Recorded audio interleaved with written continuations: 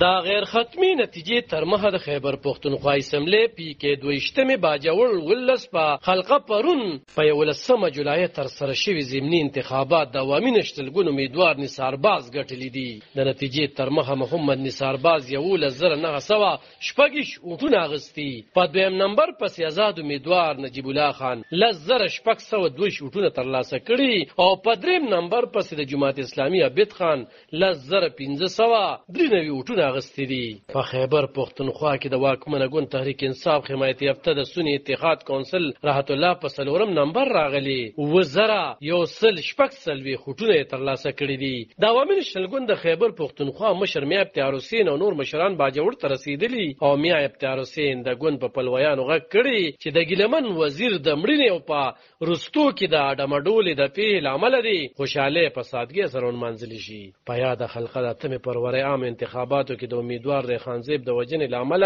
ټاکنې ځنډول شوې. ریحانزیب په 11 جنوري د انتخاباتو د کمپاین په وخت په یو وسلوال برید کې وژل شو. د هغه تعلق د پاکستان تحریک انصاف ګوند سره وو. خو د باجوړ نه د قومي اسمبلی په حلقه یې اتم او پی کې 22 د آزاد امیدوار په حیثیت ولاړو. په یاد دواړو خلقو بیا په 21 اپریل انتخابات شوي او د ریحانزیب برور مبارک زیب بیا د دواړه څوکۍ ګټلې وي. نوموړي د قومي اسمبلی پخواني غړي د تحریک انصاف حمایت یافته سنی اتحاد کونسل امیدوار ګلظفر خان ته ماتې ورکړې.